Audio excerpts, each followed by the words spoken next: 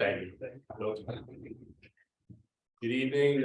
Call to order the June 14th, a meeting of the Airport Advisory Board for Coeur d'Alene Airport. I'm Donnie Clary. I'm chairman of the Airport Advisory Board. I'm going to start with the roll call and confirm the quorum. I forgot my handy dandy list, but Brian Cleary, I'm here. Steve Anderson, you're here. Here. Chris Nordstrom here. Eric Moose. Mike Jankowski here.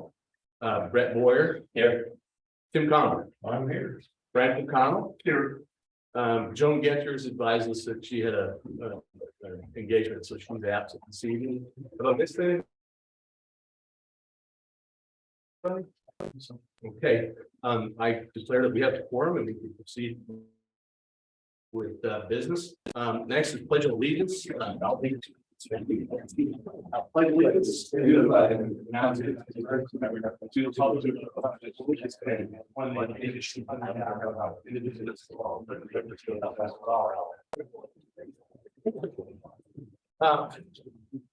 for conflicts of interest. Anybody have a conflict with anything that's on the schedule that they need to declare? I'm just gonna mention, I think I can say, the city is it's not yet active, but we are a sub-leasee of a contract on property, that is leased by the county, the Lakeside property. And I think the way they computed it may be different than what we're discussing tonight, so I don't think I have, but I thought I'd at least mention that. Well, thank you. And, I think what you're alluding to, we have something on lease rate adjustments for the, as regularly, annually. Contemplated, so you're saying maybe, but we'll have this. Right now, I don't think, Okay. but I wanted to at least bring it up. Thank you. Anyone else? Okay, it's a few opening remarks. Chairman, me. We have a lighter agenda tonight, not as ambitious as some of the other ones that you kindly sat through. As I get more comfortable in the position and the timing of how these things go. Thank you. On the agenda tonight, you'll know we have some on item 7, the reports airport activities update. We'll have a couple of things, one of which will be just kind of a presentation from the airport about their view about airport landing fees. If you remember the last meeting, the airport board made a recommendation to BMCC about that. The airport has contemplated some of that and come up with their kind of own take on it. And I've said, let's have some time under item 7 for that. So that's changes to the agenda. Does anybody have an objection to proceeding as the agenda is stated here? Okay, no objections being heard. All in favor? Aye. Aye. Any nays? Okay, we're fine with the agenda. Next is a consent agenda. This makes things easy. This is approval of meetings from our last meeting on May 10th. It's easy if everybody's in agreement, and I'm just going to say, anybody got objections to the draft minutes from the last meeting? Hearing no objections, that item moves along on the consent agenda and passes. Next on the agenda, we have the report, item 7 that I referred to. We're going to start with airport activities update. And I think we'll start with the Coeur d'Alene Airport. Corey, I spelled Singapore. How it's pronounced? Yeah. From Madura, and it will give us a brief. If you could just kind of keep a brief and update on things going on around the airport. Yes. Activity wise. So I decided this time to just go through a lot of the things haven't changed since last month, and we were kind of repeating things that I told you from the month prior. So I was just going to highlight the things that have changed since last month. So the snow removal equipment building, TML Construction has the footings poured and the grade beams poured, and you should be seeing next week, starting Monday, vertical rising of the building, which would be kind of cool to see. I'm excited for that. The runway 624 rehab and taxiway B4 project, the county received a grant offer on May 31st, and they signed it yesterday at the commissioners meeting. So they have a approved grant in hand to fund that project. And with that, some upcoming things we'll be doing, sending out the construction agreement to Co Asphalt to get all that between the county and Co together and approved. And we have a pre-construction or pre meeting just to talk through some bills and things with the contractor next week. Let's see here. One of the other ongoing things that has changed since last was Taxiway Charlie. It's a design project that we have started the scoping on. We, the FAA, the airport, and Ardura met with a pre-design meeting at the beginning of May to develop a scope of work. Ardura started surveying and completed, I think yesterday, the survey of the project, which is the west end of Taxiway Foxtrot, which will extend to the runway 6 end. Other items are, we're still working on the scope of work between the county or Coeur d'Alene Airport and Ardura, and we'll begin design and geotech for the next month or so. And then the last thing on there that's really changed is we the airport and Ardura met to this kind of discuss the environmental process, and we'd like to have another meeting. It was just with the airport operations and the environmental team from Ardura. We'd like to have another meeting with the county commissioner and Ardura and the FAA over the next month, just to talk about scoping and if this is a project that needs to move forward or not. That is the things that have changed since last meeting. Anything you guys have questions on? Any questions from the board? Any discussion? Thank you very much. Appreciate the update. Next, I will turn to Kim Stevenson to provide us with the draft landing fee schedule as proposed by the Coeur d'Alene Airport that prepared this for the advisory board meeting tonight. And this is as I alluded to earlier. So Kim, if you could take it away there and give us the airport's take on landing fees. Okay, thank you. The airport is proposing modifying the landing fees for the Forest Service contractors in active firefighting status to $1 per 1,000 pounds. And starting the max landing weight at 10,000, leaving that structure that was put in place last year as is. All the dollar values there for non-based aircraft is the fee. We're looking at this one in case so you can follow along. And then add the exemption for historic antique classic aircraft manufactured prior to January 1, 1955. Military aircraft are currently exempt. Based aircraft are currently exempt. Those will stay exempt. Other exemptions may include air shows, air expos, and charitable activities. So that's the proposal. The question was asked about revenue, where we were at with revenue. So at the bottom of that page, I have included, starting with fiscal year 19, all the way year to date at fiscal year 2023, where we're at with landing fees. Keeping in mind that 19, 20, 21, and previous landing fees were being collected without, by the FBO, and that was it. And then we started with Vector in June of 22. And so that's where we have that breakdown data that we can actually utilize. So you can see there the numbers where we're at. I also created another document then today. Chairman Cleary had asked some questions, some additional questions in advance of the meeting, which was helpful. So I did a little bit of research, for, in response to his questions.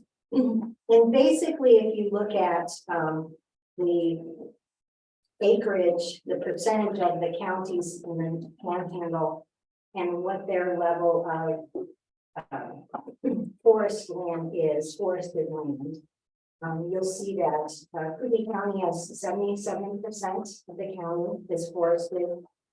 43% of that is federally owned. And additionally, the other counties in there, Benawat 96%, Boundary at 78%, Bonner at 77%, and Shoshone at 87%. So you're talking about a large section of land that is forested. And this is one of the reasons why we were addressing the concerns of the Forest Service and the Forest Service contractors specifically without impacting the other traffic that is currently coming in. We have heard from the FBO, and Joe is here if you guys want to hear from him, but we are under the impression that there's really no issues that are being brought to us about the level of landing fees for the heavier aircraft, the non-Forest Service contractors. So that factored into this proposal, as did then the population. I thought that was kind of interesting statistic. So the next one down talks about the population increase just in the last 22 years in our county alone. One of the other things that the chairman asked was about where would we be looking back historically and trying to look forward as much as possible. So historically, I have some data, but I just didn't have time to look back on that to see what it would have been if the FBO had been collecting at our previous rates. But looking at the data that I do have from June 2022 to May of 2023, for Forest Service contractors, 62,000 was billed out.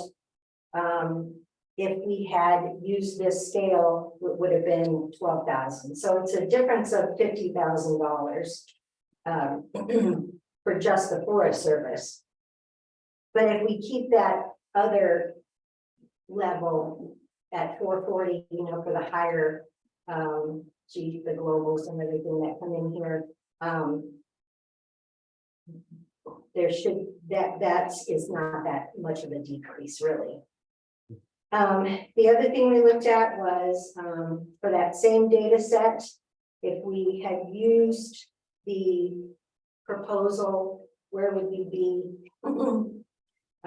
in revenue? So if the recommendation that was brought forth last meeting, we would have billed out $132,646. Where if we look at that same data set with the the lowering of just the Forest Service contractors, we would still be at $206,357.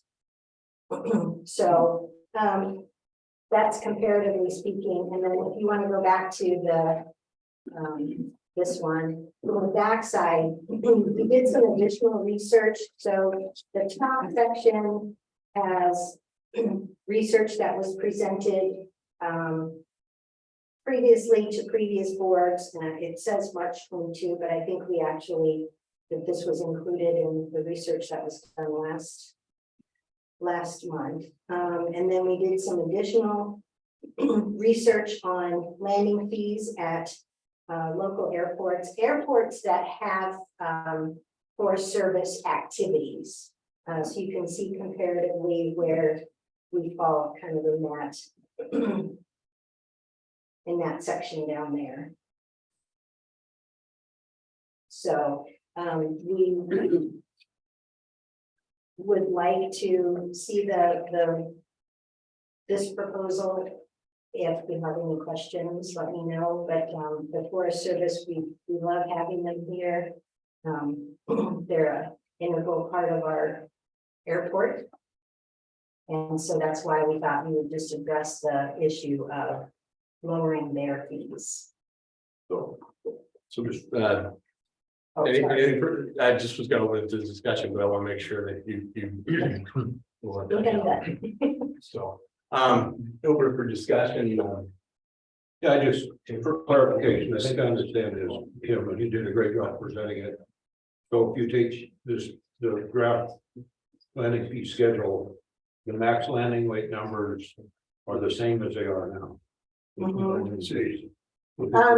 There is one other change that I didn't mention, the previous, the way they're set up now, the fees are based on max takeoff weight.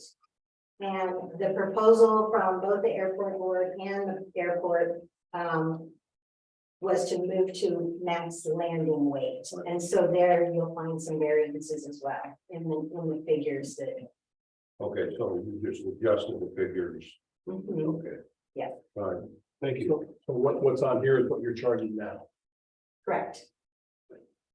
But it does make sense to use landing weights. Nobody else uses takeoff weights. Mhm. They're very good. Yeah, very there's a few. few. Yeah, there is a few. one question for clarification, I mean, what we're using now, the trigger. The floor trigger for the fees flying in non-based aircraft is. 8,000 pounds per the BOCC's 2022-31 resolution, right? Correct. And so, under the airport's proposal here, just to make sure we're being clear, what you're doing, saying it's 10,000, Mhm. not 8,000, so we'll bump that up, but the fee structure, you know, starting at 275 at, you know, what would now be 10,000 pounds, Mhm. that same fee structure will be in place, so start at 275 and then go to, what was it, 360 and then 360. or something. Mhm. Right, and so that's not different from BOCC 2022-31, that Yeah. fee structure. It's just you're bumping it up 2,000 pounds as the trigger for the fees to apply to non-based aircraft, right?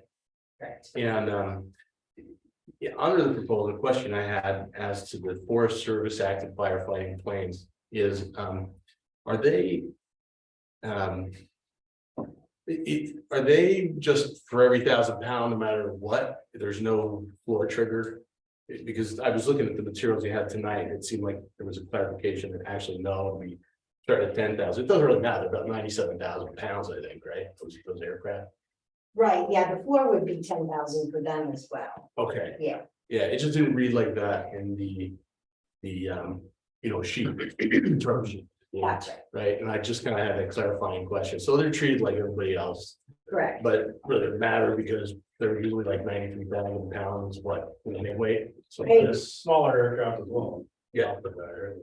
I omitted them, yeah, Mhm. but yeah, Yeah, they bring their attack aircraft in there under 10,000 pounds and those type of things, so they get the benefit of that. I did notice that, you know, there's a company this year, the contractor, Forest Service, they're bringing in these target kind of planes, they're, you know, they brag are like better, newer, better, faster firefighting planes, but smaller and can target attack on fire, so I was interested to read about that.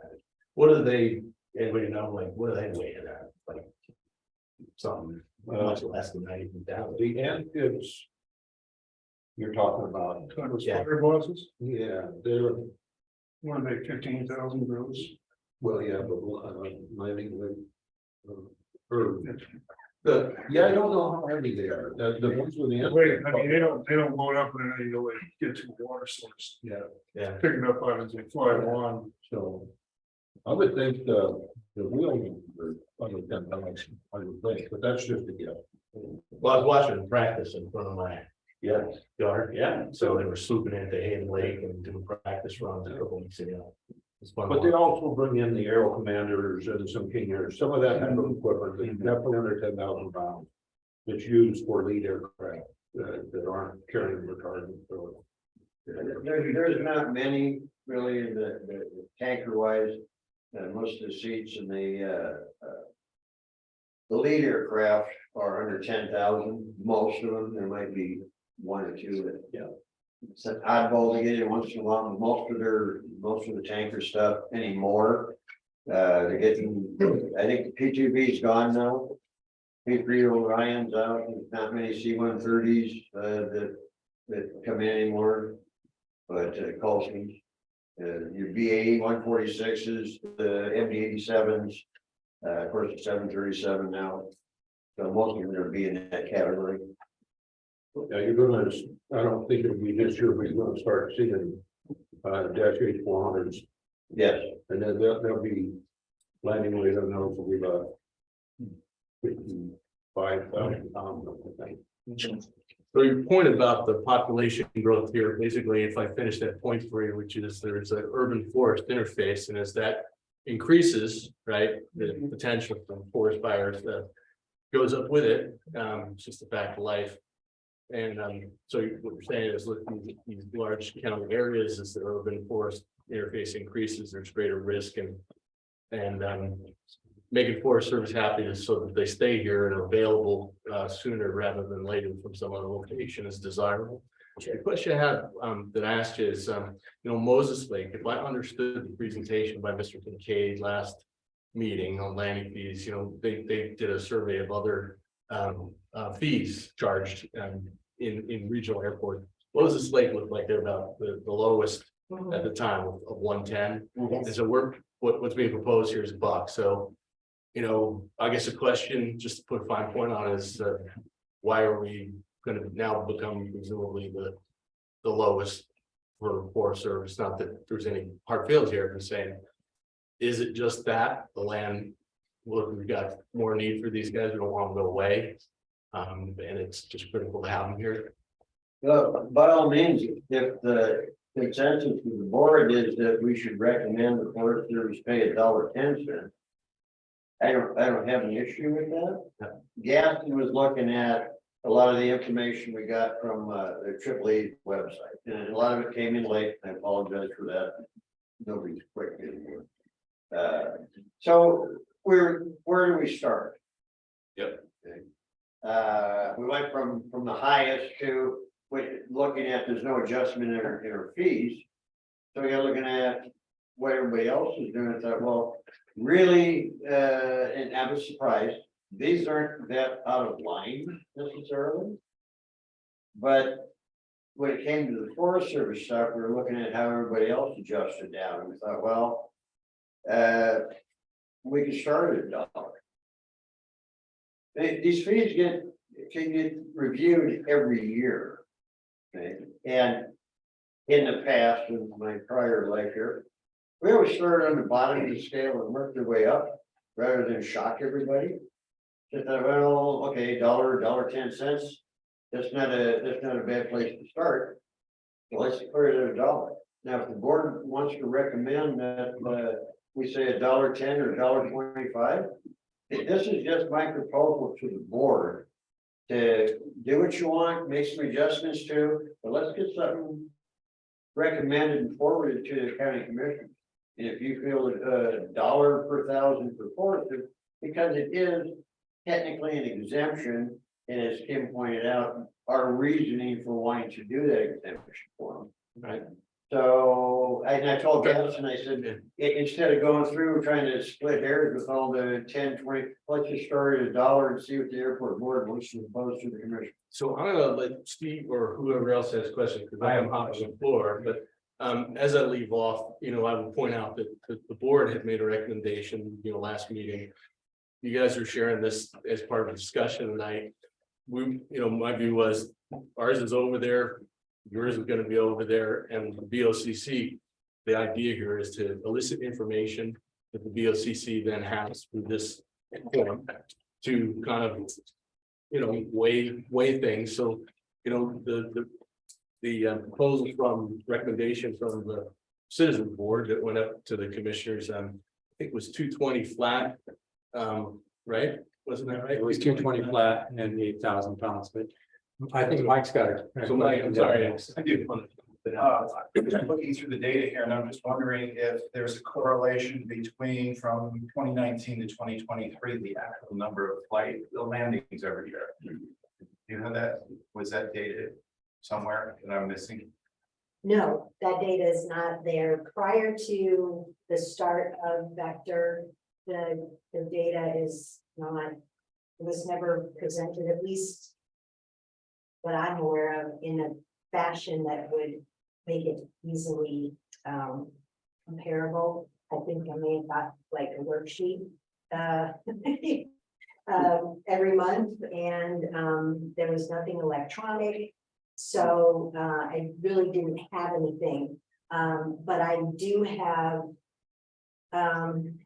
actually, I don't have a breakdown by aircraft type or by weight, but we do get every year from the Forest Service, we get a number of landings, but I think it has the aircraft type in it. Okay, I'd just like to know as a function of that total gross income, what was the reason why it went up so much? Were there more landings? Or was it just the price increase? So the price increase didn't take effect until 2022, I think is when we made that big change. So that coupled with the fact that we went with Vector and now we're invoicing a greater percentage of those landings. I think prior to that, there were a lot of landings that were not. Yeah, exactly. They're gonna say, they look at 2023 and wow, I know the end of the fiscal year is what, September? Yes, We're already, Exceeding last. 10-15% over what we took in for 2022. yeah. Yeah, previously, if you had a landing and somebody did not have any services, never went to the FBO, then conceivably they would not pay the landing fee. I had a question for Phil. I think it's just, the buck $1,000 for the Forest Service, we might draw some business away from our competitors. Increase base to aircraft here and more traffic. Well, I can tell you that historically, we probably had the cheapest here for many, many years. And we were quite inundated every time they had a chance to come in here. We had a lot of activity at the base. Well, knowing that the contractors were unhappy with what happened last year, I would have to think that going from the highest to one of the lowest is probably going to get us back in the same relationship with the contractors we had before. So I'd have to say yes. So this will extend the allowance as well. Right, yeah. And again, I have to look at their landing weights to see where they're at.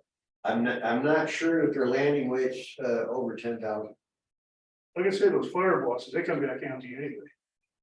Yeah, they'll take off out of here with retardant. They'll take off with a load a lot of times, and they have the ability. They have liquid in the leading edge of the wing and powder in the floats. So depending on how long they stay out and recover out of a lake for a fire, when they come back, they may be half the retardant load in an empty tank. So I'm guessing, unless James knows what their landing weight is, yes, and that one slipped me. I should have caught that one, but I did not get the landing weight on those. But I'm reasonably certain it's under 10,000. Well, they're based here too, so most of the firewalls are now. Just their base. Right. They got a, there's nobody over here. Yeah. So Kim, I've got one question and one comment. So looking at this sheet here, it looks like with the recommendation that you're currently making, that a June to May 2023 would come up with 206,357, which would be another $50,000 more if we had not reduced the rate for the Forest Service. Is that correct? So that number, how does that compare to the number on this sheet for year to date, which is that just from January to now, or is that is that also from June to May? No, on here, I broke it out by fiscal year because it was a lot easier to read our financial reporting that way. So that is from October 1 to September 30 is the county's fiscal year. Okay, so, So it's Okay. difficult to look at both. okay, so I understand that correlation. So the other comment I would make is that I think you've done a great job of explaining where the revenues come from and what the impact of your change is and what all is being done. I think it gives the county commissioners a lot of information to make a judgment on the airport's recommendation. And with that, I would say that I think the information speaks for itself. The county commissioners should have enough information with the recommendation we made previously and this to make a judgment. And that's. Thank you. Is there any other discussion that folks wanted to have on this particular matter? I would suggest just if you're giving this to the county, maybe just add some language. What I heard and what it appears is that it starts at 10,000 pounds. You might just clarify that so it's clear. You're Yeah. looking at that and it's Agreed. from 0. It's under that underneath the forest.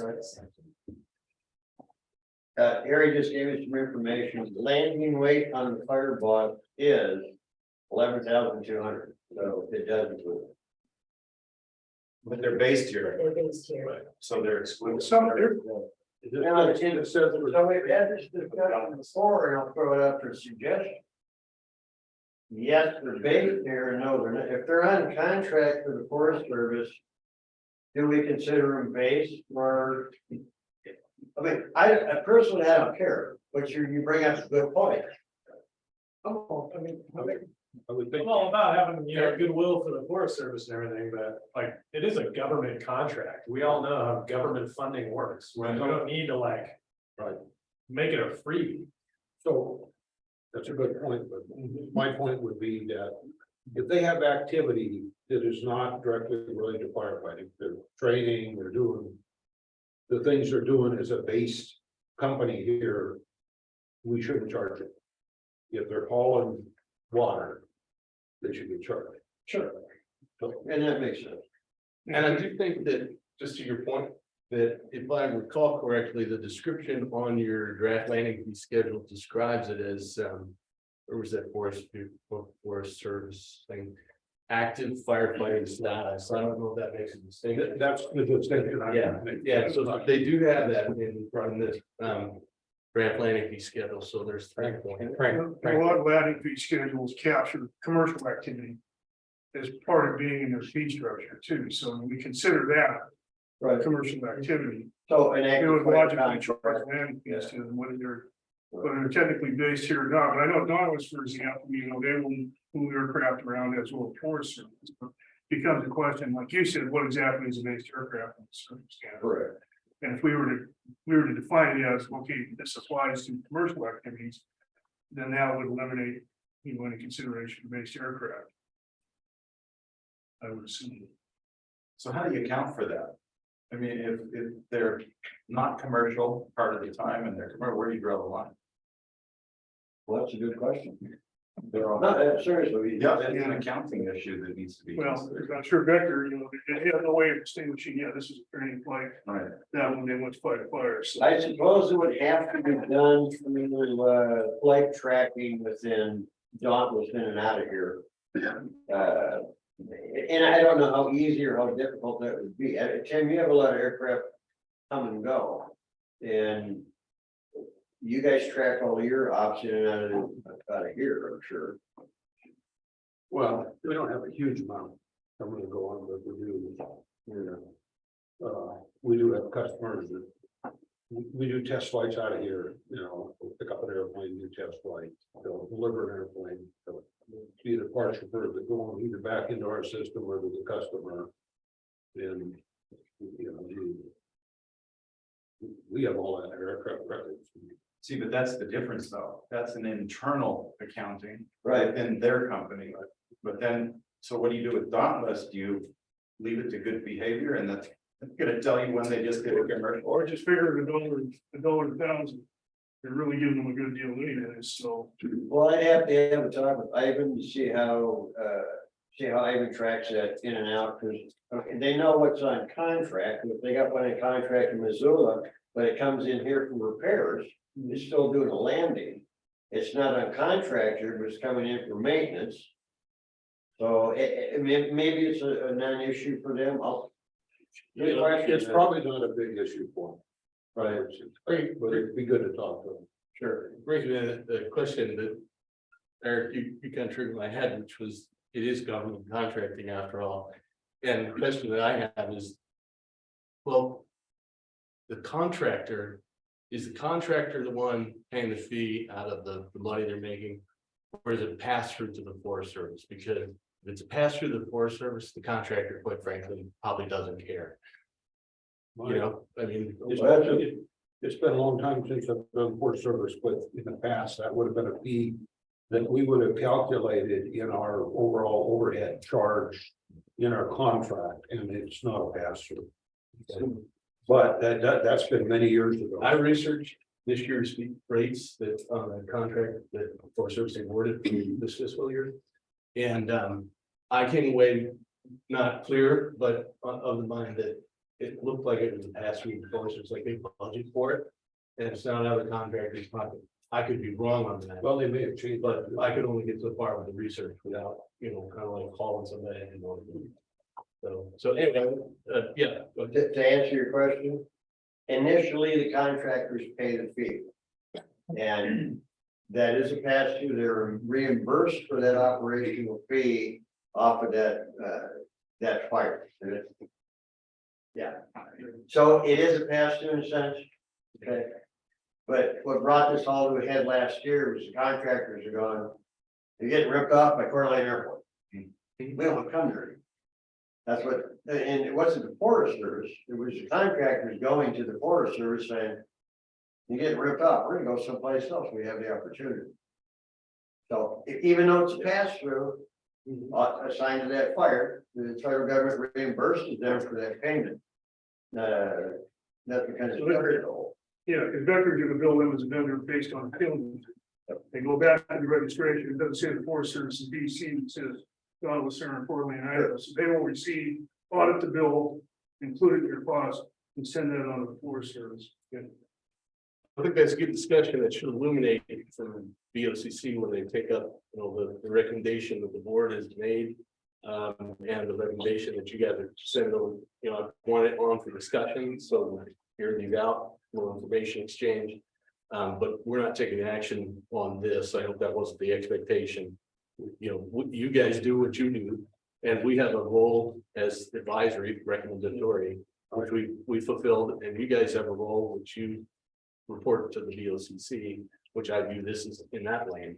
So if I have a misunderstanding, let me know, but that's kind of how I was viewing it. Like, I didn't think you were coming saying, hey, we want your. after Imprimatur discussion last month, Yeah. I thought. This is just a proposal. Yeah. To the airport board to discuss and change as you see fit. And if you want to use this to pass on to the commissioners as a recommendation. This is just a starting point. Pardon? The ball is in our court. Yes, yeah, and this is just up for grabs, I just threw it out for a place to start. One thing I wanted to mention on here, the historic and antique aircraft designation here was actually taken from EAA. And that's where we came up with that, so it's kind of a standard definition of historic and antique aircraft. But, you know, if I comment, and Phil, I talked about this really did, it really sounds like what we did is we addressed the complaints with the fee system that was introduced and approved last year by, you know, mitigating the fees for the Forest Service, which I think is desirable. You know, one, and you look at all of this and it's soup to nuts. I'm amazed the FAA doesn't have some standards for uniformity on landing fees, but it's like whatever the market will bear is what you're allowed to charge. So when we look at this 3-tier landing wing system that's been in existence for a year, looks like we're making bank on it and we're not getting any complaints, I presume. Right. So there's probably not any reason I can logically think of to change that. Of course, if we have an opportunity to draw in more Forest Service traffic, if we've got operators over in Missoula said, hey, heck, let's put some more airplanes over in Coeur d'Alene because we're basically fighting the same fire, and that puts more money in our pocket, and we, at the same time, we take care of the concerns of the people, like Addison parents and flying is growing in and out of here, and other people like that, and air shows and charitable flights like Angel Flights and Paws Rescue and whatnot. And the Kodiak. And the Kodiak people, I mean, it looks to me like the only real issue is, okay. You know, what do we call a based aircraft? You know, do we charge them, whether they're based here or not, as far as the Forest Service and contractors go? So, Steve, you had some thoughts? yeah. Just a closing thought is that from a simplistic standpoint, we don't have this as an action item tonight, and otherwise, I don't think there'd be any objection to us going ahead and approve. My personal point of view is that I think you've addressed the issue, you've provided the information. The commissioners can get a recommendation from you without having an additional recommendation from us. Our old recommendation, our recommendation that we put forward, I think kind of pales in comparison to what work has been done now to help them ultimately make a decision. And I would suspect that as a commissioner, if you brought that forward, they would probably approve it without any further action from us. And so I don't see how we can incorporate it into our activities tonight.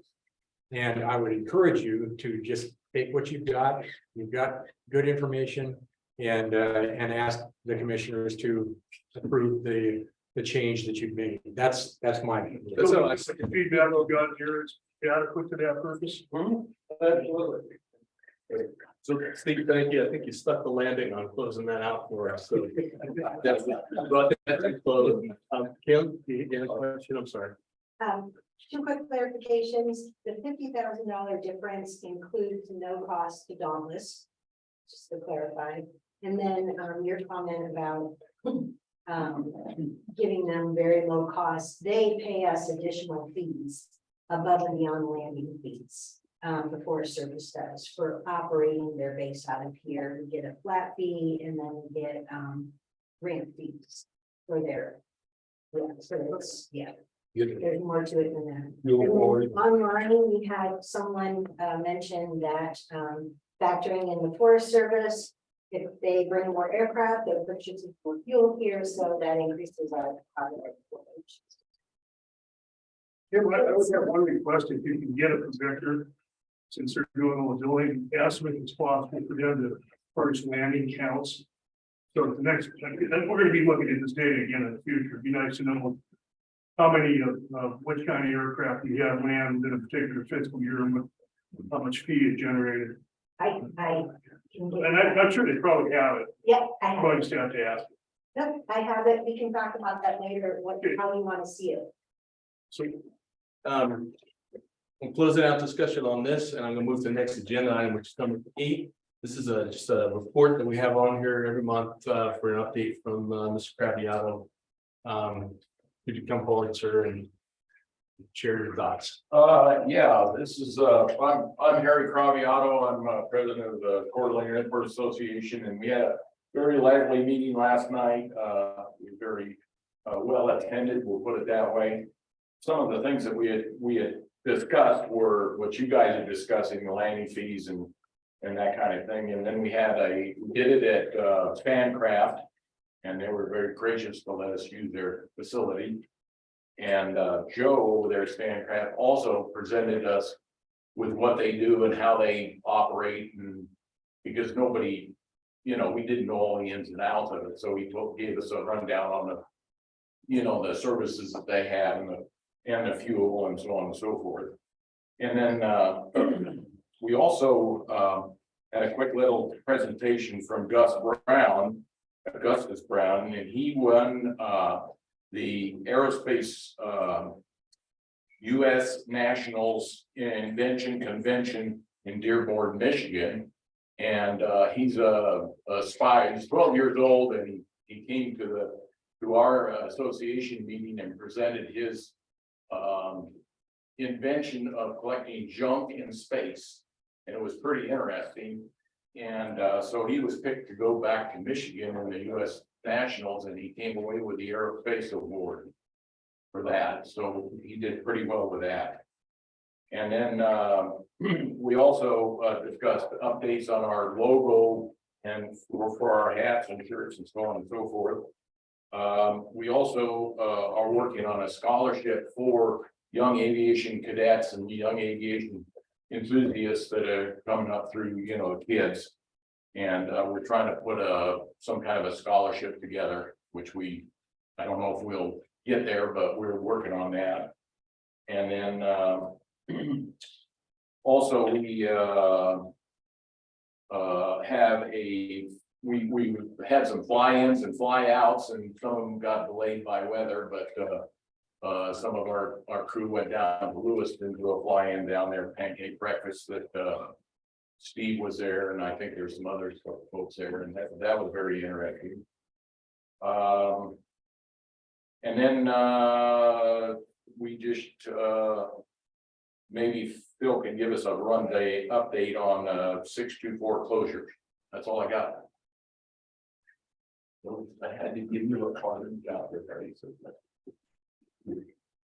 Bill, you heard on 64 closure as part of this? Well, we thought the project was gonna move up 3 weeks. And then we found out that there's some contract issues, so we're actually back to the original closure. It didn't make Empire very happy. So we're looking at the 18-day closure, September 11th to the September 29th, which again pushes off our grooving for the runway. So we're still kind of nervous about that. I talked to Reed today, but he was gonna talk to Tom. So we have some issues. We're gonna have to try and dance around to accommodate everybody, but we're gonna do whatever we can. Construction is construction. That's about the only change we have on this year's project. Is it okay to move to the next agenda item, or does anybody have? I have a quick question regarding the other topic of discussion, which was the landing fees. We kind of left that open-ended on what our future role is in this. Do we need to get a motion to kind of close that thing out and just acquiesce to whatever Phil's doing over there with the guys, or? Well, I think, as I said, I think Steve stuck the landing on that, by closing that out. And I think it was, we don't really need to take action. We elicited all the info. Yeah. It's in front of the BOCC or be part of their packet. And when we go over to meet with them to give them an update, they can, Steve usually comes with me, and we can, and Billy will be there. And we can answer questions that they may have. I think this is been a good discussion, good briefing that informs them to make a rational decision. If they have It sounds like we won't really revisit that again. well, we have a goal annually of doing that under the rules and standards, but I don't foresee that. Next day we'll check in. So I'm gonna forward it to the county commissioners as a recommendation from the airport. Whatever modification you feel justified or feel justified to make it based on feedback.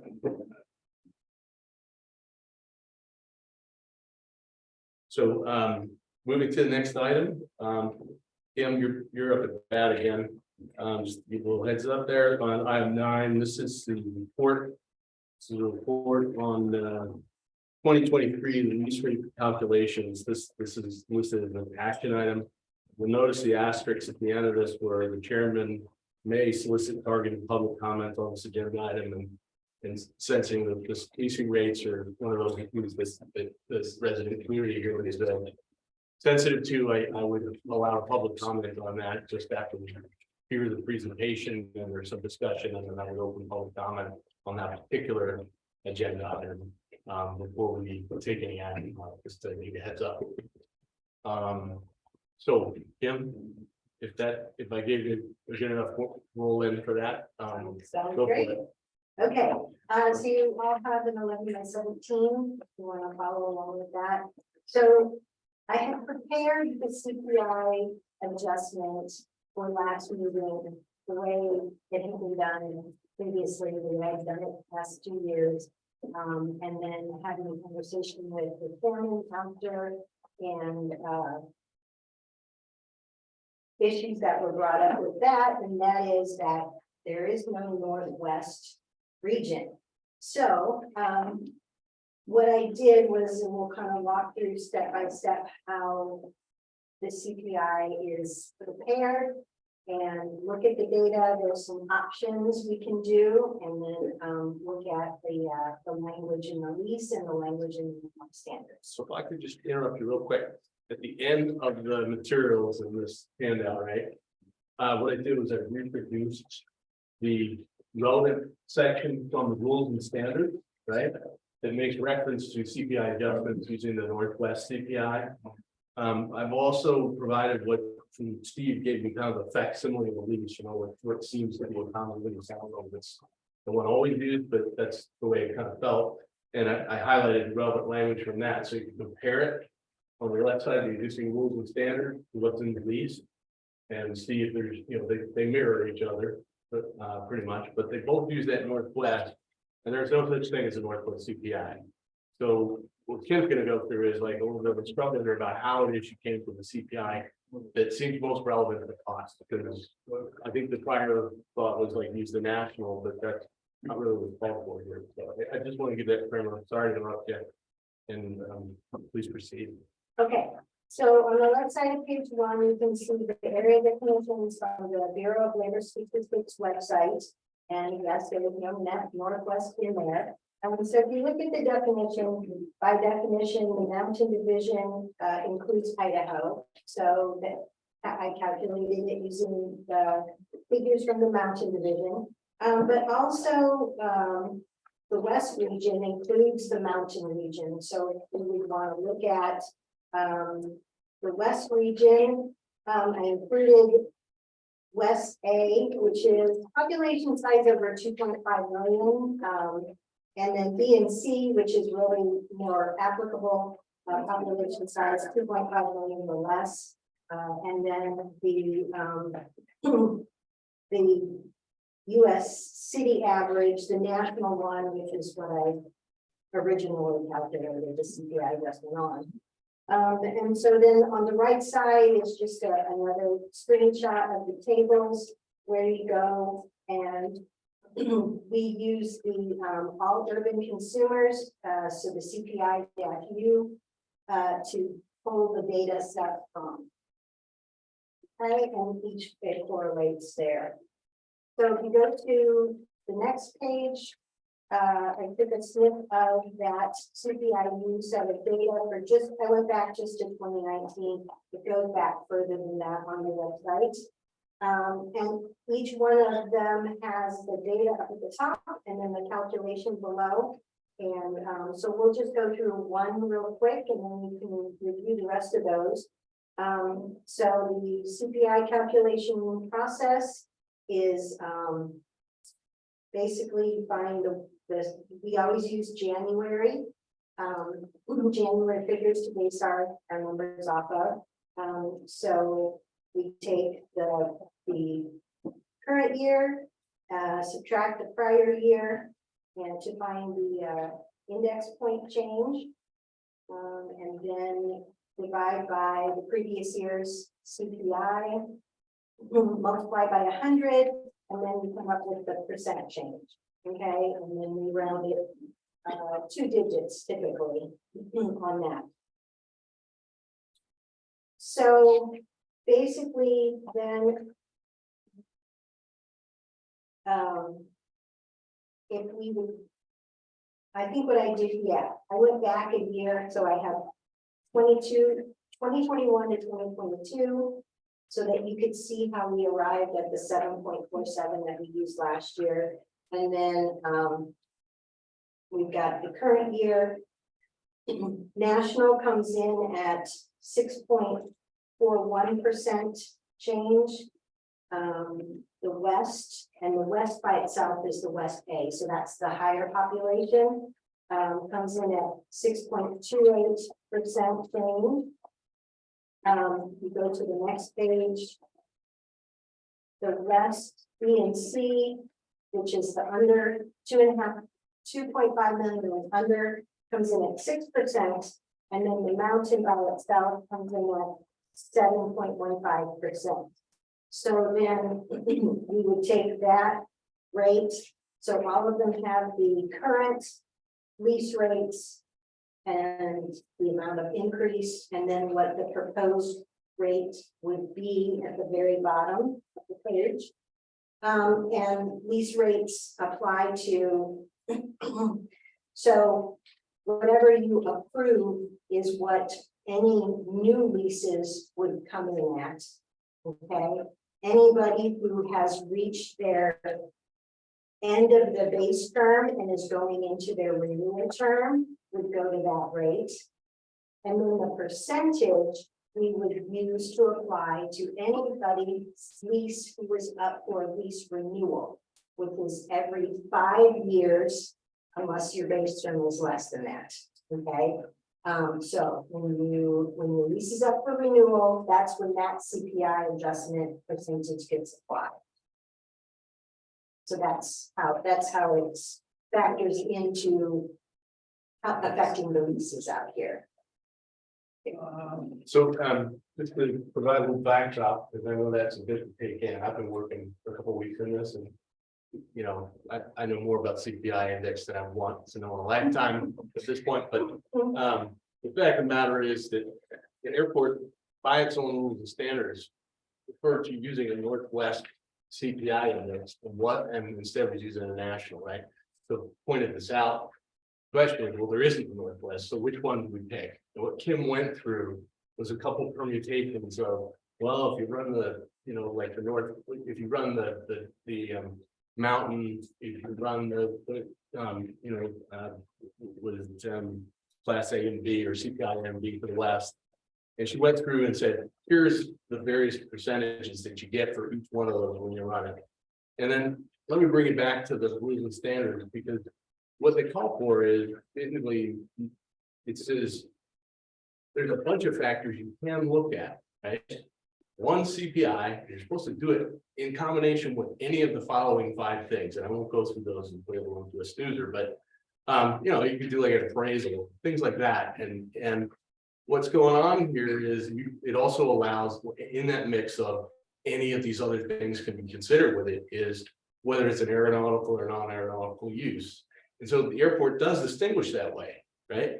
So what the airport appears to be doing, I don't pretend to be the gospel on this, but it appears to me to be doing is in the past, using that CPI year over year and going, how much has it changed, right? And then saying, well, we distinguish between aeronautical and non-aeronautical.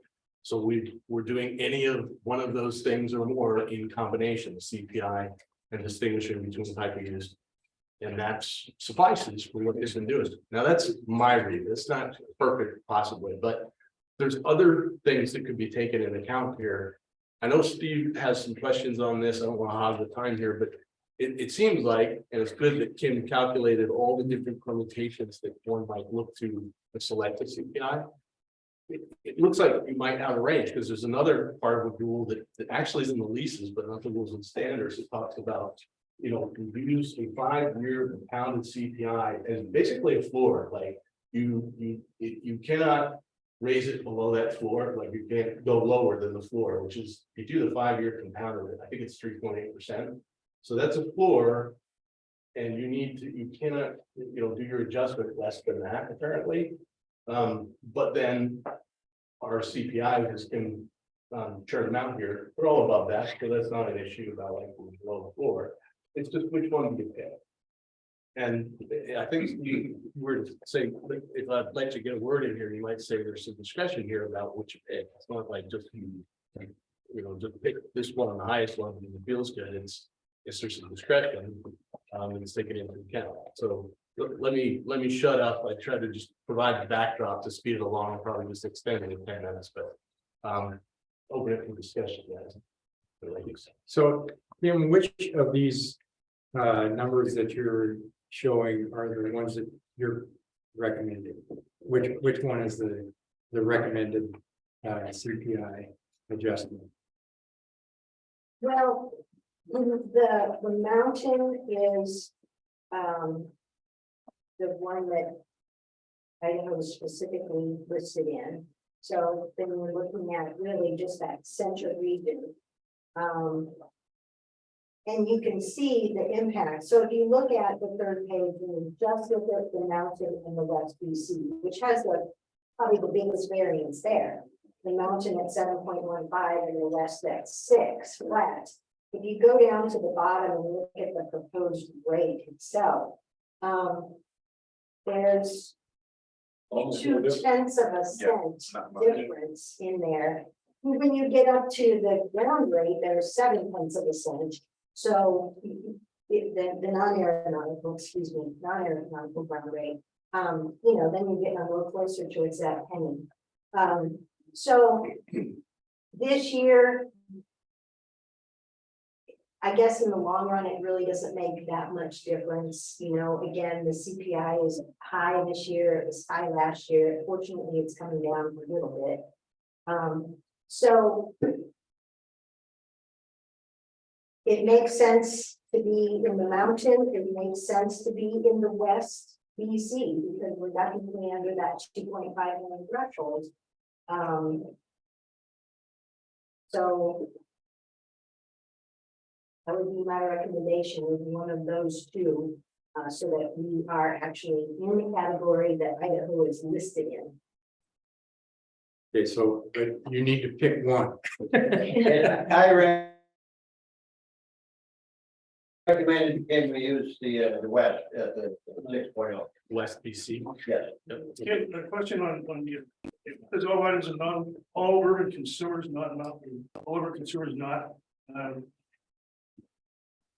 Evidently, there's some qualification on that particular classification, and then there's more emphasis on urban consumers in that area, or I guess I really don't know what it means. You're asking a tough question that I did research. Yeah, what does it exactly mean? They don't have a category for airports.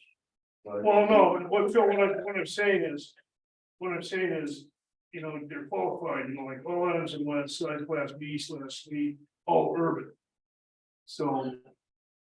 Dave Briscoe was more. So I'll chime in here a little bit. If you look at the west, it's got, where does that include? Okay, it's mountain and Pacific division. So the Pacific division includes Alaska, Hawaii, Oregon, Washington, California. I mean, Alaska is very rural. Right. So, they couldn't keep Alaska with California, which is much more urban. Right. And I think that's why they divided it up by population a little bit. So, but it also includes the mountains. So you got Phoenix, which is a pretty big city. And that's probably why they did that. So you've got a smaller subset of states in the mountain than you would in the west. Because the west is rural, largely, the mountain. West has And then that- rural components. And then that west makes a further distinction between A, which is above 2.5 million, I think, versus BC, which is West BC, which is below 2.5 million. Okay, that's what I was asking. Yeah. I didn't understand. Yeah. I mean, I'm seeing part of the yellow. So what Kim was doing was she was looking at West BC as one of the contenders, right, which gives you the 6% of, I think, 6% of the. Correct. And the other one where Idaho, like us, we would fall in, which would be mountain, because Idaho is doing it being a mountain state, we're not in the Pacific, right? So the At mountain. the same time, it includes a lot of large population areas. It does, but the mountain 7.41%. The West BC is a 6% adjustment, with CPI, so I think you weren't necessarily suggesting which one, it was just, maybe we were, we missed that, but I mean, there's a choice to be made between the two. Phil said he's recommending the West BC. Yeah, Right. So, So we're getting down to splitting yeah, hairs. so, I just wanted to understand here. yeah, and I guess it's important. I really appreciate the work that you put into this, Kim, because it helps us understand. And when you get down to the bottom line, it doesn't appear that it makes that much difference, but it's very important, I think. If you look at the lease rates and what's happens inside the lease contracts, where every 5 years, there's an adjustment, and these big adjustments year over year, if you read it, that it's the compounded rate. So You go back 5 years and you take each one of these things that we've already documented, that can be a huge jump at the 5-year adjustment. So it's important where that comes from. And my second comment, well, I accept that your recommendation is something that I think I could get behind for this year, because I think you're working within the framework that you've always operated under, in the January over January thing. I have objection with that as a go forward, but that's a change that we should make in the future. If we make it, I think we gotta look at the year. Like today, the CPI numbers are coming down. It's been very volatile since COVID.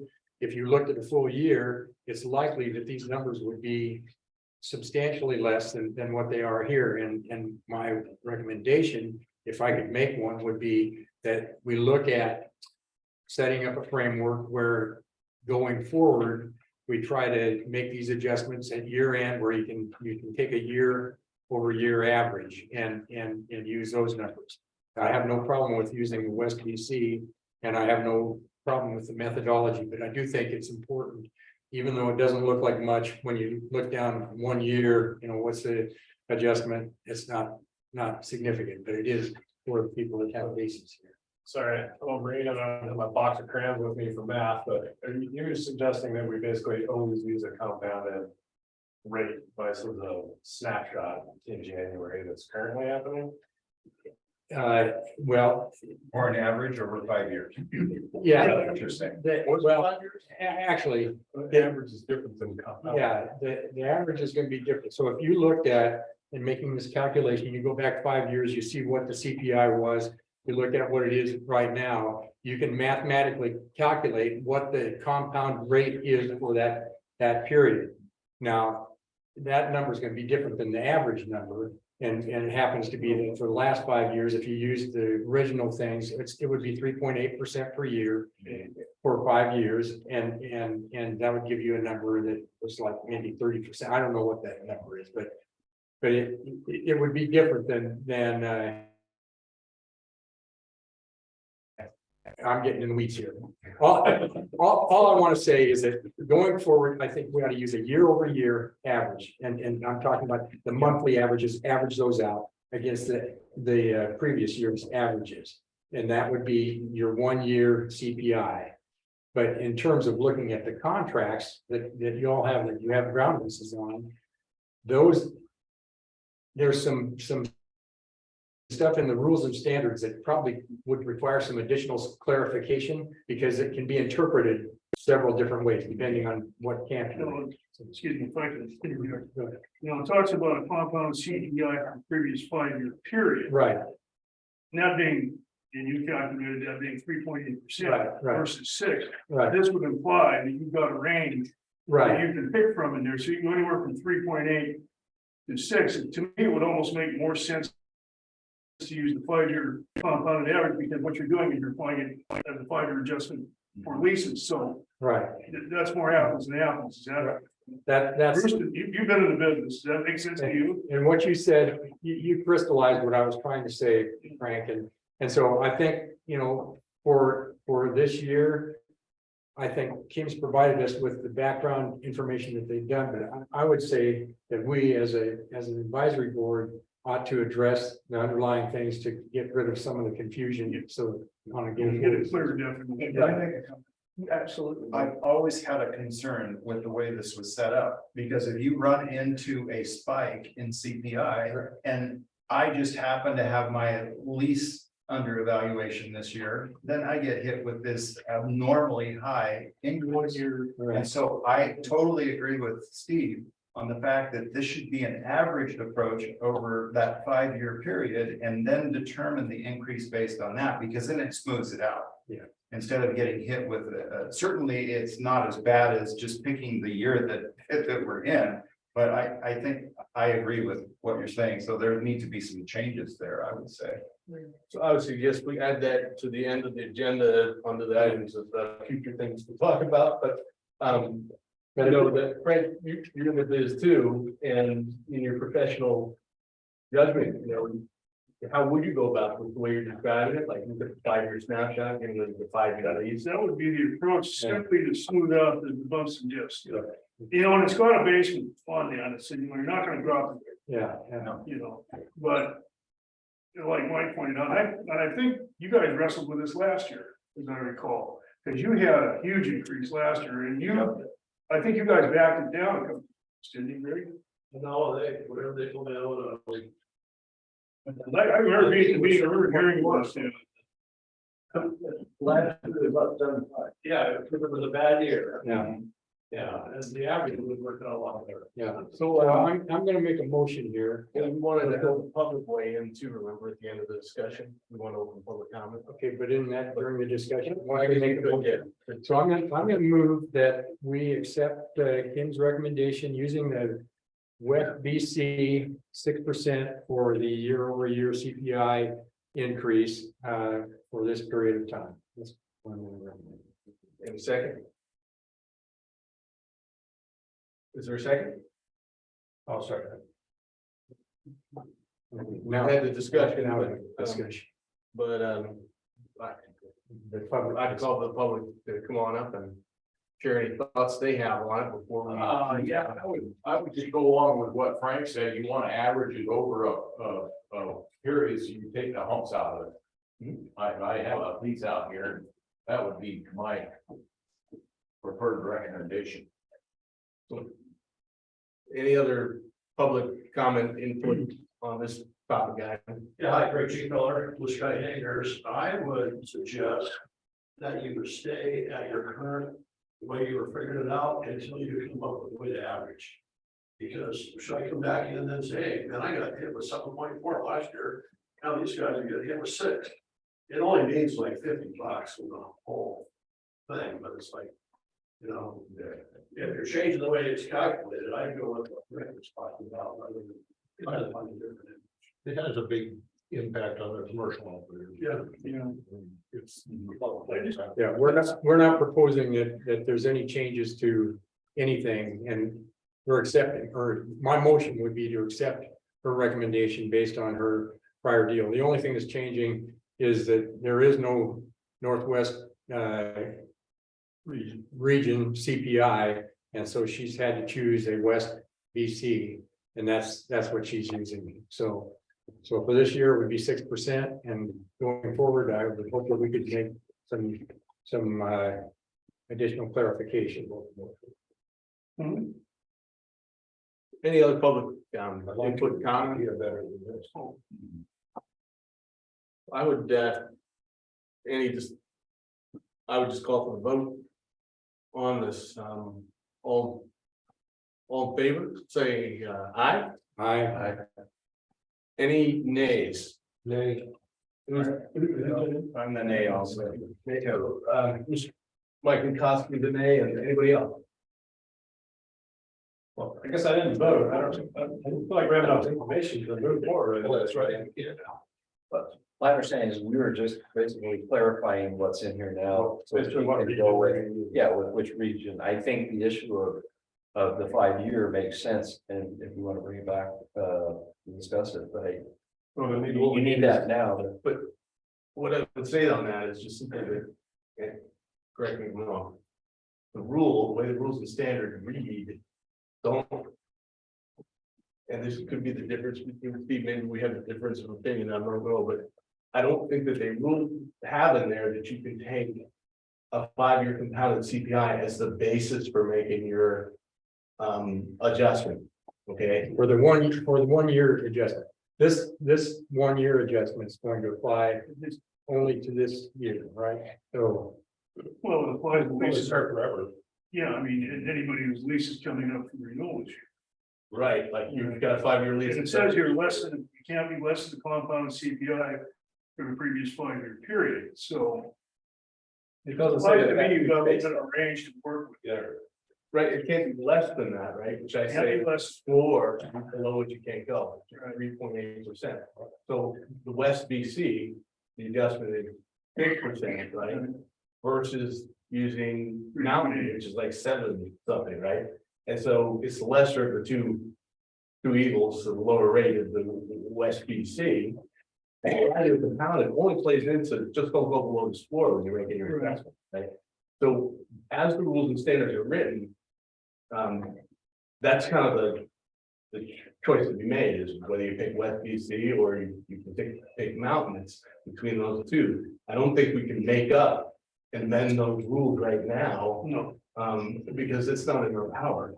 Yeah, because there's a distinction between what you do this year and what's in the contract for the 5-year period, just adjustment. So I think we'd be trying to change the ground rules for what they've been tasked to operate under if we adopt something different right now. And so that's why I suggest we just go ahead and accept the 6.0 West Mountain deal, West BC for this year, and that we take it on as a task for ourselves to get some clarification as to this 5-year compound thing in The motion passed, correct? the You did? Yeah, so. So we're kind of chewing it over. So it's okay. It's good. I understand the sensitivity to it. Yeah. But it did. But I agree with what Steve said. We need to work our way back through this, but the motion, the recommendation is passed. I think we need to make it a little bit more fair because like Greg Chieffeller said, he got hit pretty hard on that. And so when you even started, you know, it does say the base rent rate will be reviewed and established every 5 years based on a combination of the following criteria. Yeah. You know, so you've got all these parameters in there. That's why I'm saying, well, it would seem to imply to me that there's some variability could be taken, but I agree with you, you know, it's really a problem with the way this is written. It really should just say, you take the CPI, do the calculation, that's a percentage increase, move on to the next rule. And I think that Instead, they have this whole paragraph. that's on the. What's quite, excuse the term, Philadelphia lawyer. Yeah, you know, even though I did go to school in Pennsylvania. So, that has passed, just for the record. That's the West BC 6.0% adjustment that has passed. Just to clarify for you folks, you know, like in the beginning of this, when I was running for chairman, I told you, unless there's a tie, I'm not voting. My job is to solicit discussion and be fair. And by not voting, I think that facilitates that. So unless there's a tie on these things, you know, I kind of try to stay around. What was the vote? It came out, how many of us are there? Let's the two. Or Tim, is there? I was an A, he was an A. Yeah. and Eric abstained. My brain don't function that fast. Yeah. Oh, okay. So it's called, how many favor, and I, Eric, you and I? Yes, I am. Chris, you and I? Aye. Aye. And, Brett, you're an aye? Tim, you were an A? Nay. and then. Mike, nay, and Brent, you're an alternate, but, I don't vote. that's right. But you've had some very good input, and I appreciate it. So Yeah. here- It needs to be clarified at both sides, Yeah. but this was so you can move forward with the something. vision on this. Yeah. So. So, let's move to, next item. Thank you, Kim, by the way, for doing that. I appreciate it. Report on the leasing process, from Steve Oh, Anderson. when do those, excuse me, when do those go into effect and What's that? when do those go into effect, that rate change, that like July 1st? Yeah, it should go into effect whenever we go to the VOCC meeting with the airport advisory board and the direction forward is decided, and then we'll put together the resolution and get that on the next business meeting. Thank you. So let's, Steve Anderson has a report on the leasing process, and there's a little presentation we had, it was a handout here, there's a flow chart of what everything to do. And you all had this airport ground lease process in your packet for a couple of sessions here. And I don't know that I need to go through and read each item off, but I sat down with Kim and with Bill to try to make sure that there was an understandable process roadmap that any of us that wanted to get a ground lease could go through and be assured that you know, we're somehow in the loop of getting a ground lease. Now, the complication that we have right now is my understanding that as we sit today, there are no new ground lease properties available for immediate development. And so what happens is that if you want to start the process, if you want to build a new hangar, that you identify your needs and what exactly they are. And visit with the admin staff here and you can go online at that point and actually fill out an application. But because there are no properties available, as we said, they're not collecting the $500 deposit that they normally would to secure your place in line. So the date that you go in and fill out the online application establishes your place in the queue, and you move forward from that. Now, as I understand it, that there, in riding around with Bill, there's some property off the end of the taxiway where Frank's hangar is.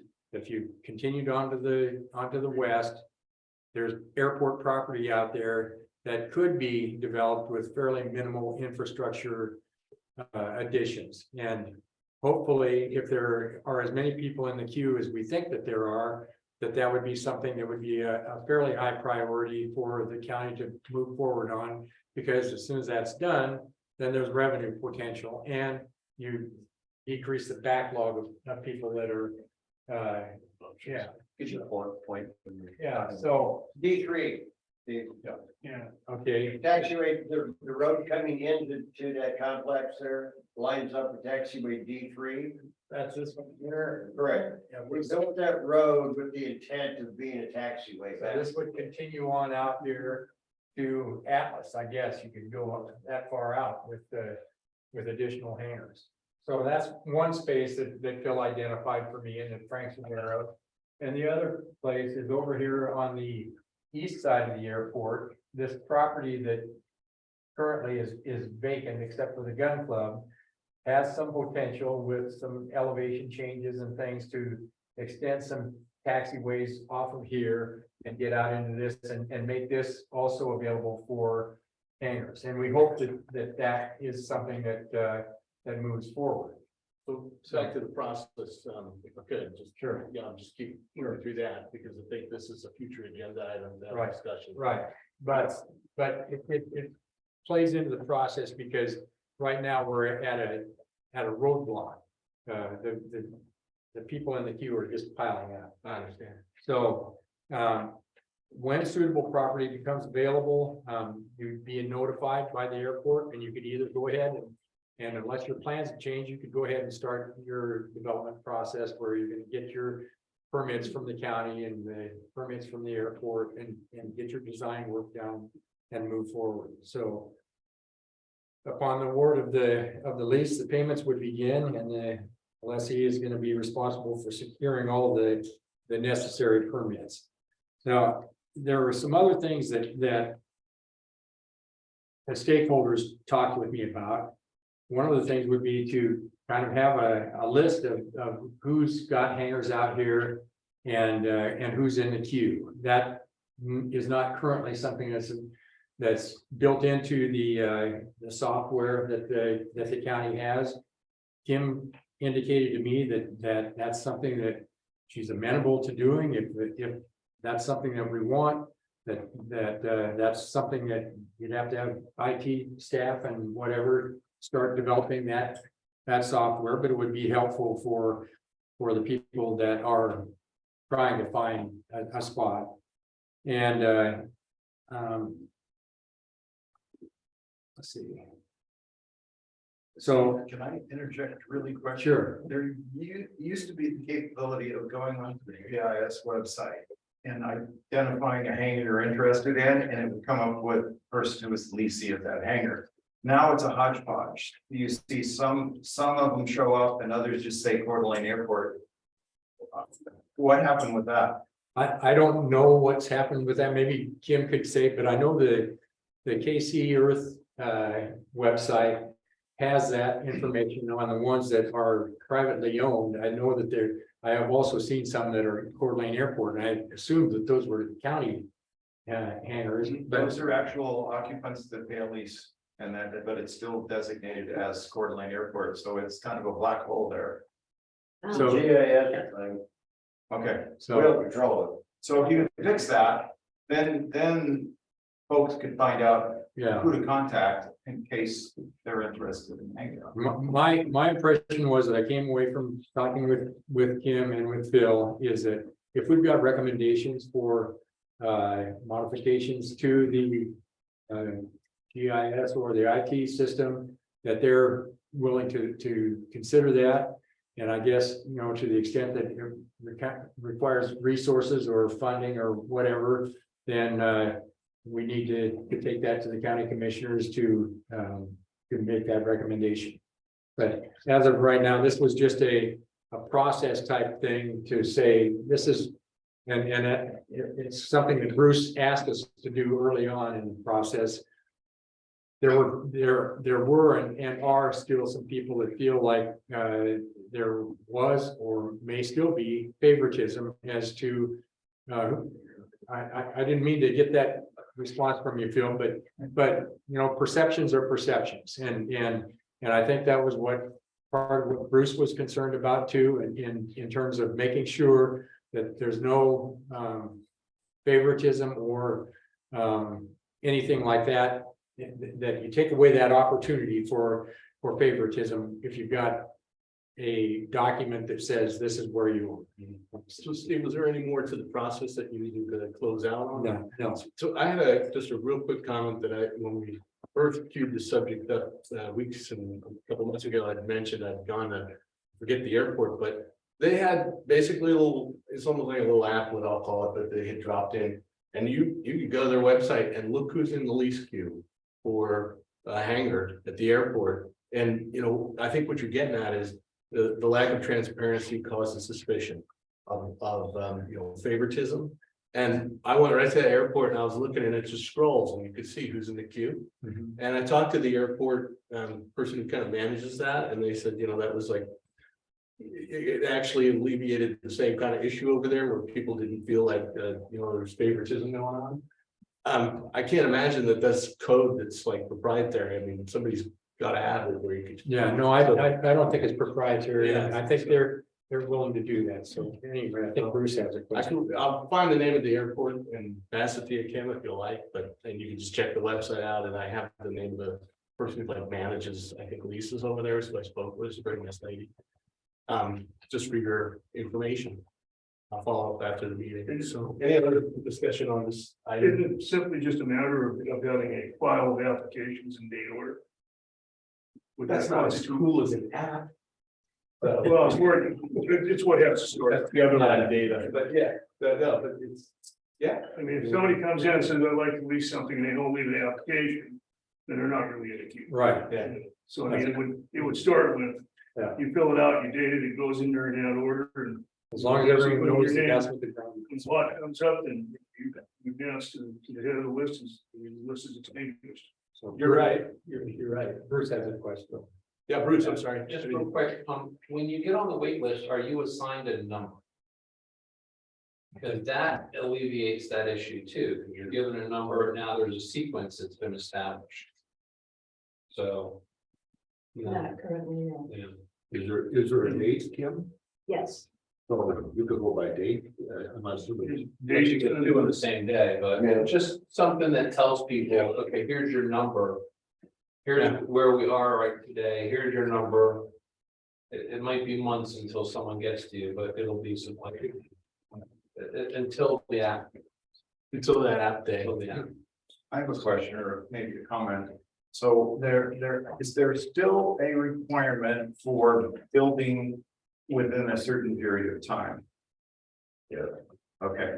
So what is that? Is it 1 year, 2 years? It's 12 months with an extension, unless it changed, Kim, you have to, 12 months with an extension up to 6, is that correct?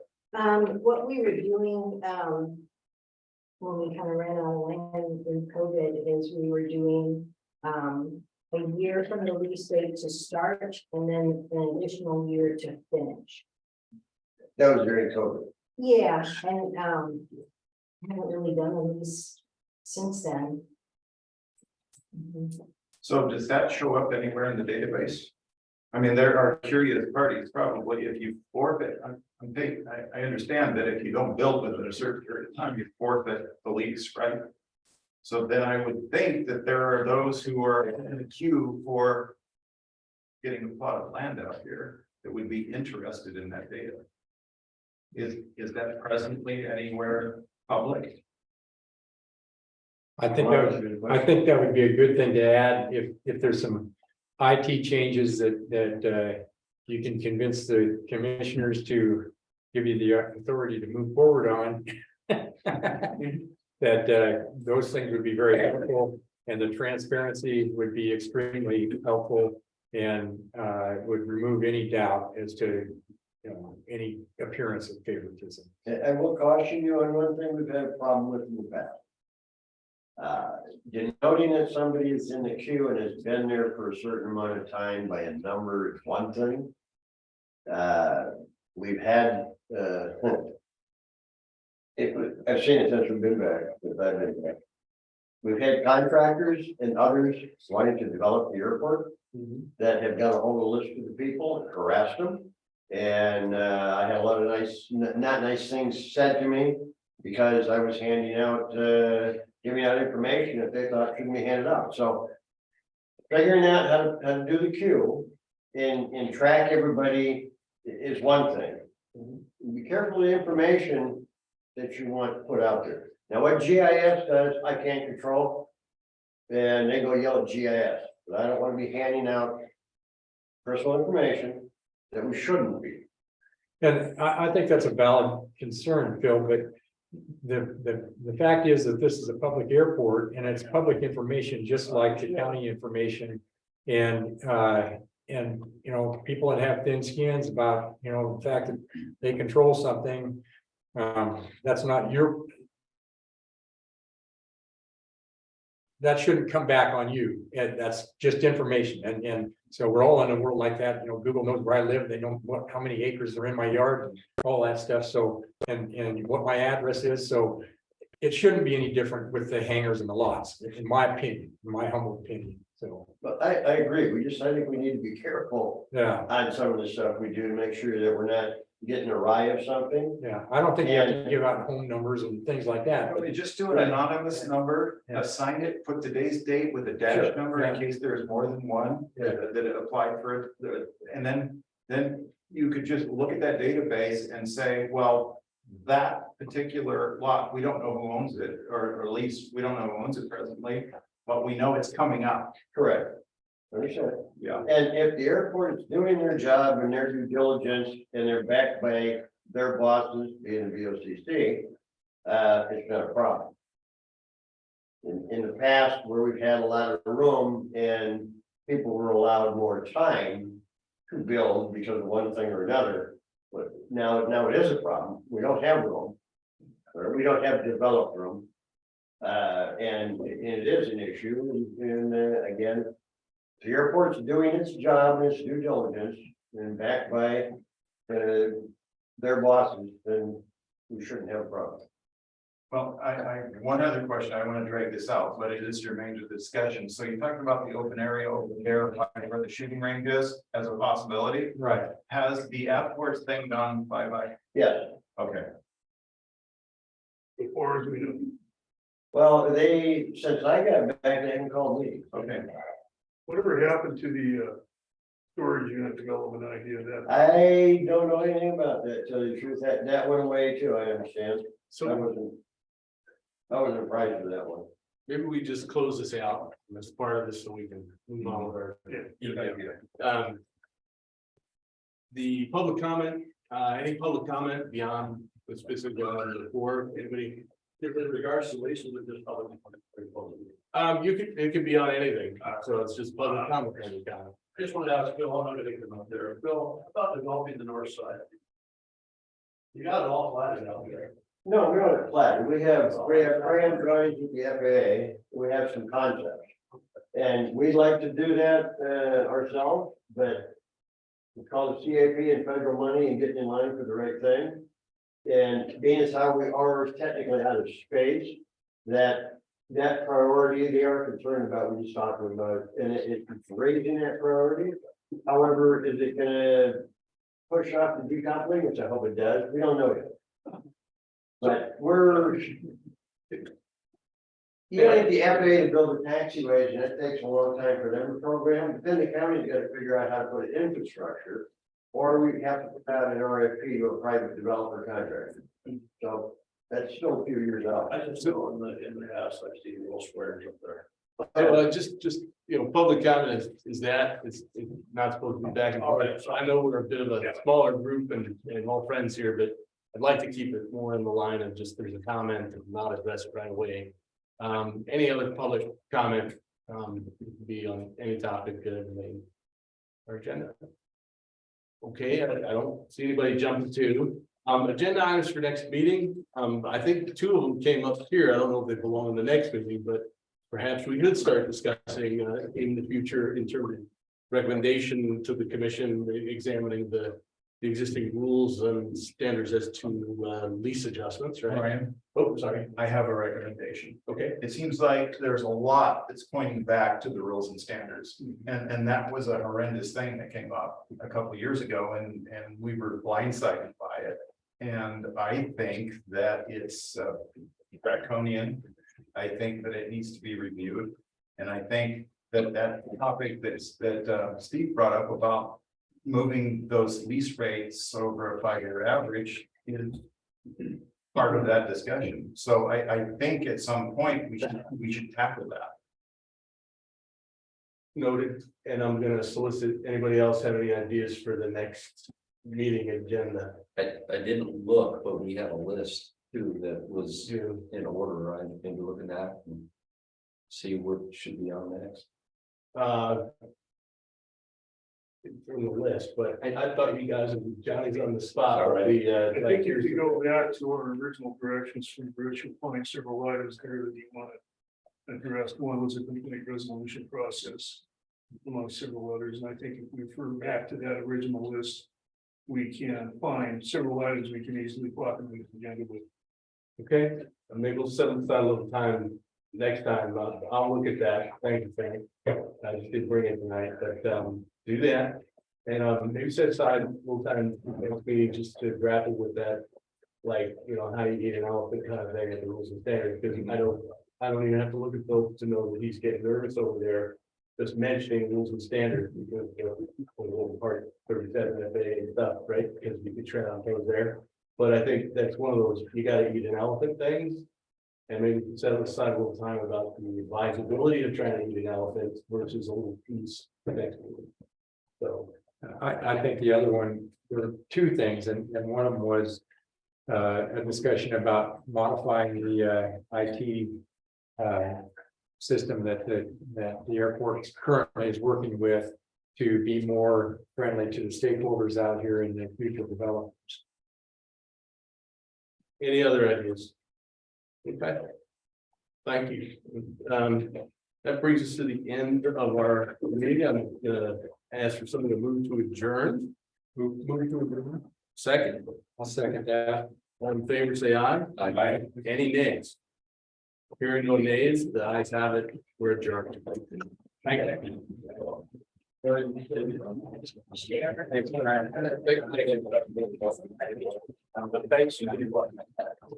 very final.